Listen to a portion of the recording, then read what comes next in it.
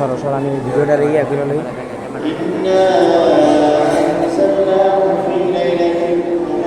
নিচে নামাও এলে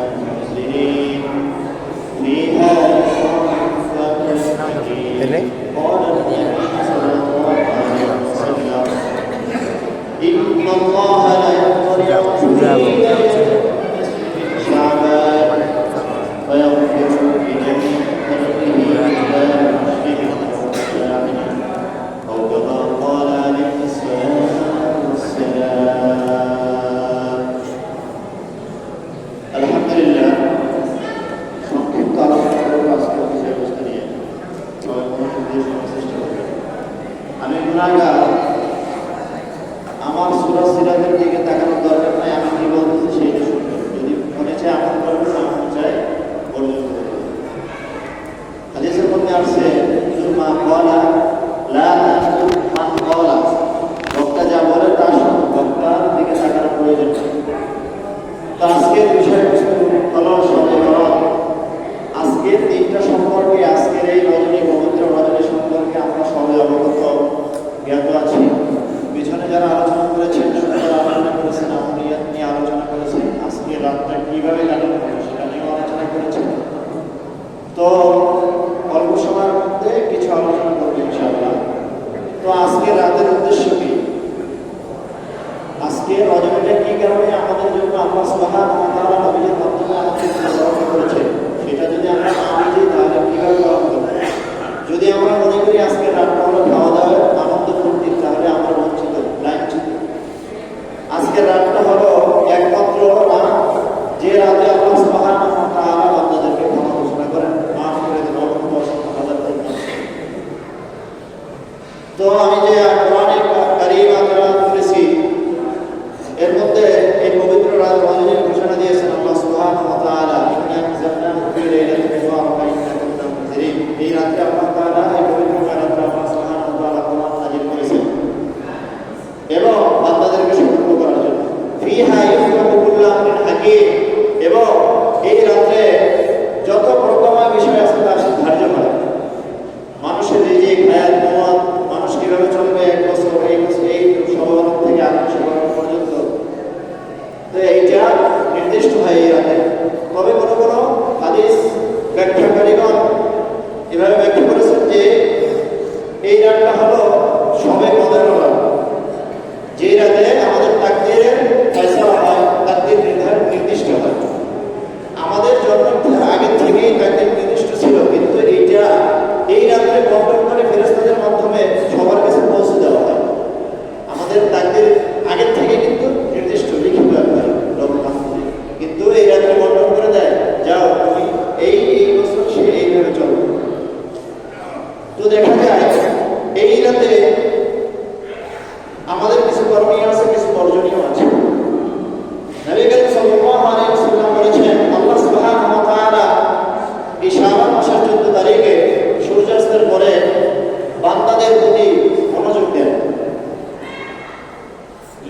লিজামি খালকি, সকল সৃষ্টির প্রতি মনোযোগ দেন, এবং ইল্লা লিল-মুশরিকিনা ওয়াল-মুশাহিরিন, একমাত্র মুশরিক যারা শিরক করে এবং হিংসুক, তাকাব্বুর, অহংকারীকে মাফ করেন। যারা শিরক করে এবং তাকাব্বুরি করে, অহংকারীকে, হিংসুককে আল্লাহ তাআলা মাফ করেন এই দুই ব্যক্তি ছাড়া, আর সকলকে মাফ করেন। সুবহানাল্লাহ। হযরত আয়েশা রাদিয়াল্লাহু তাআলা আনহা নবী করিম সাল্লাল্লাহু আলাইহি ওয়াসাল্লামকে এই রাতে অনেক লম্বা নামাজে দণ্ডায়মান দেখতেছিলেন, বিষণ্ণ করে দাঁড়িয়ে আছেন। নবী করিম সাল্লাল্লাহু আলাইহি ওয়াসাল্লাম নাজানি মৃত্যুবরণ করেছেন। বড় বড় সিজদা, বড় বড় রুকু, বড় বড় কিরাত নিয়ে নামাজ পড়তেছেন, নামাজই শেষ করেন। পরে নবী করিম সাল্লাল্লাহু আলাইহি ওয়াসাল্লাম নামাজ শেষ করে যখন দেখেন আয়েশা রাদিয়াল্লাহু তাআলা বিষণ্ণ মনে বসে আছেন, বললেন, হে আয়েশা, তুমি কেন এভাবে মন খারাপ করে বসে আছো? আমি তোমার হক আদায় করব। তুমি কি জানো এই রাতটা কোনটা? তখন আয়েশা রাদিয়াল্লাহু তাআলা আনহা প্রত্যুত্তরে বললেন, আল্লাহ তাআলাই ভালো জানেন, আল্লাহর রাসূল ভালো জানেন। উনি জানতো না। তখন বললেন নবী করিম সাল্লাল্লাহু আলাইহি ওয়াসাল্লাম, এই রাতটা গুরুত্বপূর্ণ রাত, এর মহিমা এবং ফজিলত হলো যে রাতে আল্লাহ সুবহানাহু ওয়া তাআলা সূর্যাস্ত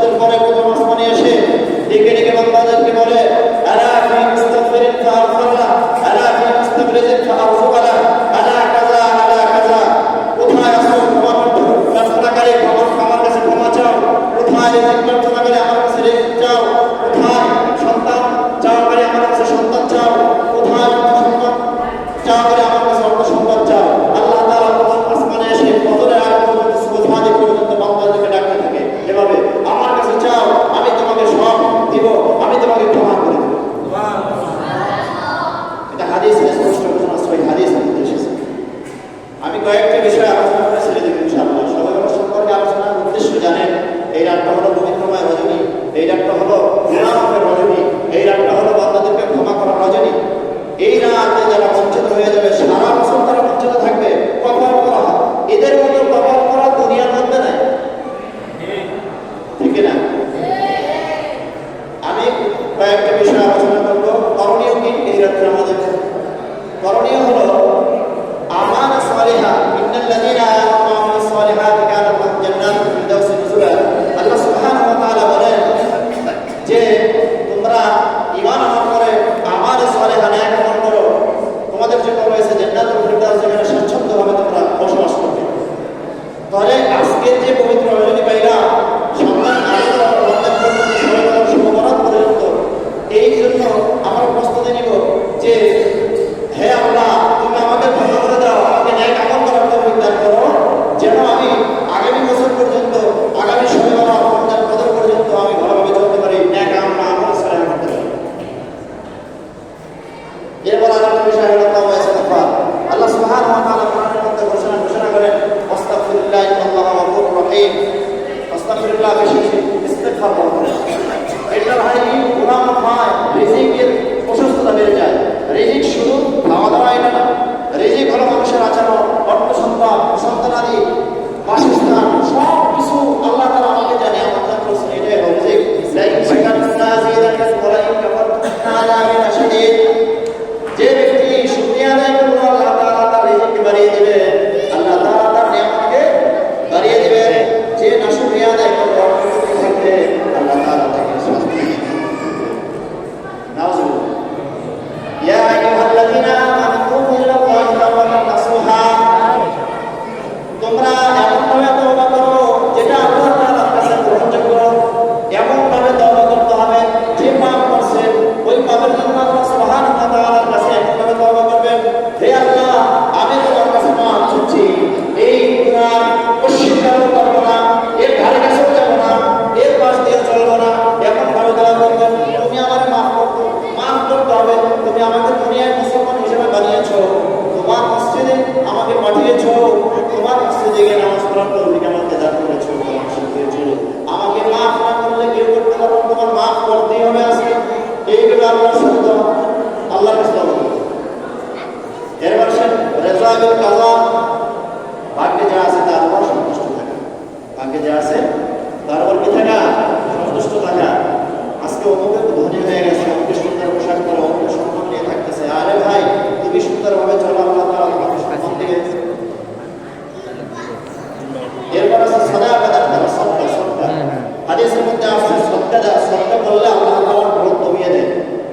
আর একটু কোরআনের মধ্যে আল্লাহ তাআলা ঘোষণা করেন, ইন তুবদুস সাদাকাতি ফালিল্লাহি ওয়া ইন তুখফুহা ওয়া তু'তুহা আল-ফুকারা ফাহুয়া খায়রুন লাকুম ফায়ুকাফিরু আনকুম সাইয়্যাতিকুম ওয়াল্লাহু বিমা তা'মালুনা খাবীর।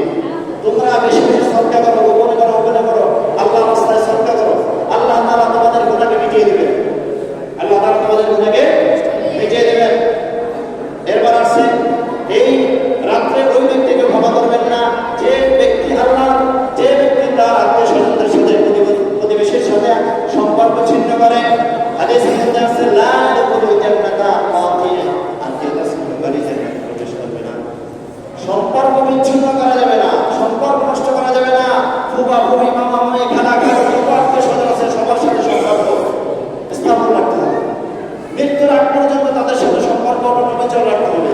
যে ব্যক্তি সম্পর্ক নষ্ট করবে তাকে আল্লাহ তাআলা জাহান্নামের মধ্যে নিক্ষেপ করবেন। এই জন্য আজকে আমার দ্বারা, আপনার দ্বারা কোনো ব্যক্তি, কোনো ভাইয়ের, কোনো প্রতিবেশীর, কোনো আত্মীয় স্বজনের ঘর নষ্ট হয়ে গেছে, যদি ক্ষমা না চান তাহলে আল্লাহ তাআলা আপনাকে মাফ করবে না। আল্লাহ সুবহানাহু ওয়া তাআলা আপনাকে মাফ করবে না, কোনোভাবেই অস্বীকার মাফ করবে না। তার কাছে মাফ চাইতে হবে, তারপর আল্লাহর কাছে মাফ। এর আগে কোনো ক্ষমা নাই। এরপর আছে রিজিক নিয়ে বলছো, আল্লাহ সুবহানাহু ওয়া তাআলা কোরআনের মধ্যে ঘোষণা করেন, ওয়া মা মিন দাব্বাতিন ফিল আরদি ইল্লা আলাল্লাহি রিজকুহা ওয়া ইয়ালামু মুস্তাকাররাহা ওয়া মুস্তাওদাআহা।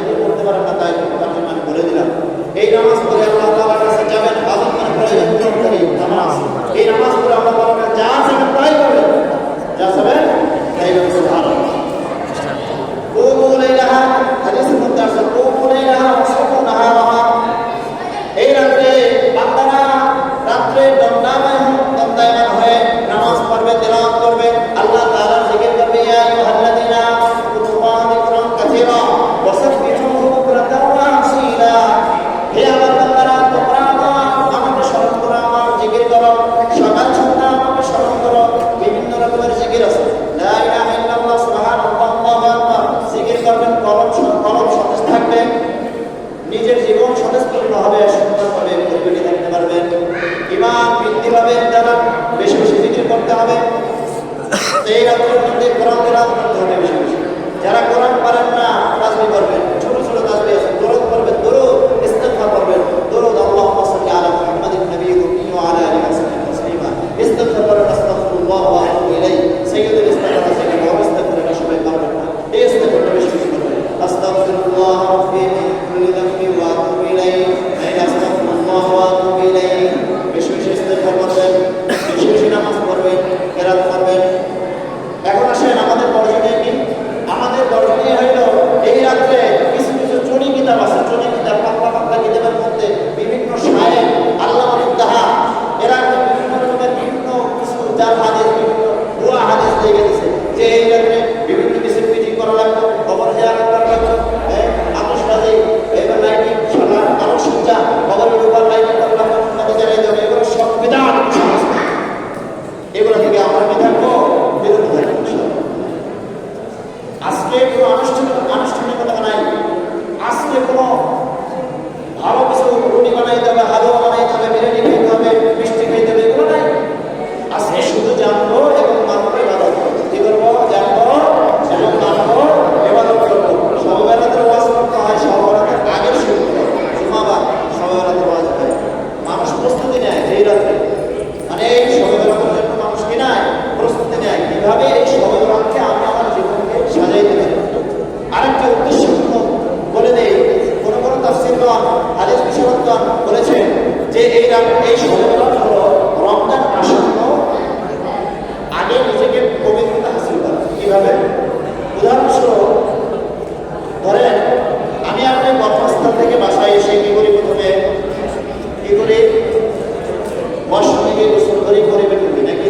ওয়াশরুমে গিয়ে সাবান দিয়ে গোসল করি, এরপর সুন্দর জামা পরিধান করার জন্য বা সুন্দর বিছানায় যাওয়ার জন্য আমি কি করি? আমার শরীর থেকে ময়লাকে ঝরে ফেলি, বিচ্ছিন্ন করে ক্লিন হয়ে নিয়ে গিয়ে, তো তারপর পরিষ্কার জামা করি, তারপর বিছানায় যাই, খাওয়া দাওয়া করে নামাজ পড়ি। তো শবে বরাত হলো বান্দার জন্য আসন্ন পবিত্রময় রোজার আগে বান্দা যেন পিছনের 1 বছর যত গুনাহ করেছে, পাপ পবিত্রতা করেছে, যত খারাপ কাজ করেছে, অশ্লীলতার কাজ করেছে, এই রাত্রে সে আল্লাহর কাছে মাপ চেয়ে সে পবিত্র রমজানের মধ্যে পদার্পণ করবে। বুঝতে পারছেন? আসন্ন পবিত্র রমজান আসন্ন না, আর কয়েকদিন পরে 10-15 দিন পরেই তো পবিত্র রমজান। তাহলে এই রাত্রে আমাদের করণীয় কি?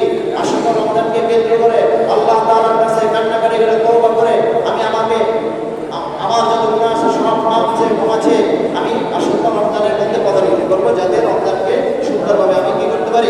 পালন করতে পারি। রমজানের যত ইবাদত আছে, রমজানে একটা ইবাদত সিজদা করলে 10টা সিজদা লেখা আল্লাহ সুবহানাহু ওয়া তাআলা যখন রমজান মাসের বান্দা একটা সিজদা করে তখন ফেরেশতাদেরকে ঘোষণা দিয়ে বলে, এই ফেরেশতা, ওই বান্দা আমার একটা সিজদা করছে, 70টা সিজদা রেখে দাও, তাড়াতাড়ি রাখো।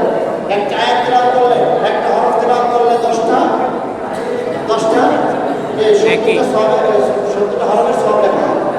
অন্যান্য সময় একটা হরফ তেলাওয়াত করলে 10টা নাকি সওয়াব লেখা হয়, আর রমজান মাসে 10-70 গুণ বেশি লেখা হয়।